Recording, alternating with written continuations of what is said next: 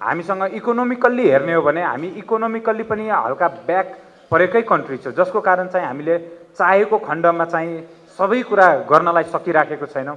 त्यसर्थ हामीसँग भएको स्रोत साधनमै पनि हामीले चाहिँ त्यसलाई एड्रेस गरेर मिलाएर चाहिँ अगाडि बढ्नुलाई पर्दछ। र सँगसँगै जुन आज यो कार्यक्रम हाम्रो युवा तथा खेलकुद मन्त्रालय अन्तर्गतको राष्ट्रिय युवा परिषद र हाम्रो काठमाडौँ उपत्यका ट्राफिक जुन कार्यालयबाट चाहिँ यो सम्मानको एउटा चाहिँ प्रोत्साहनको जुन चाहिँ कार्य गर्यो, यो अति नै सराहनीय छ।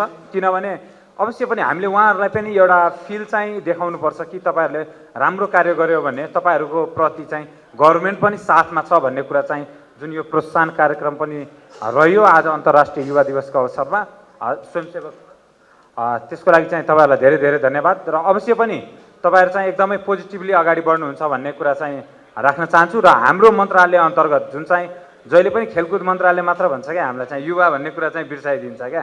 र यसमा चाहिँ हामी युवा पाटोलाई चाहिँ फोकस गरेर इच एन्ड एभ्री सेक्टरमा चाहिँ फोकस गरेर अगाडि बढ्नेछौँ। र हाम्रो आजको मूल नारा limit the speed save the life भन्ने जुन छ, यो चाहिँ उपत्यकामा मात्र नभइकन नेपालभरि नै यो सन्देश जाओस्।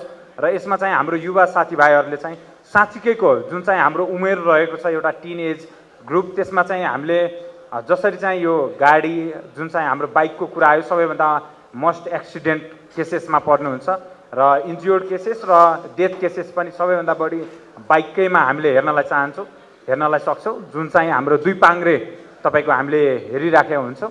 यसमा चाहिँ हामी अवश्य पनि युवा साथीभाइहरूले चाहिँ ध्यान दिएर चाहिँ हामीले साँच्चीकैको चलाउनु पर्नेछ, जसको कारण हाम्रो जीवन पनि हामीले चाहिँ जोगाउनु पर्ने हुन्छ।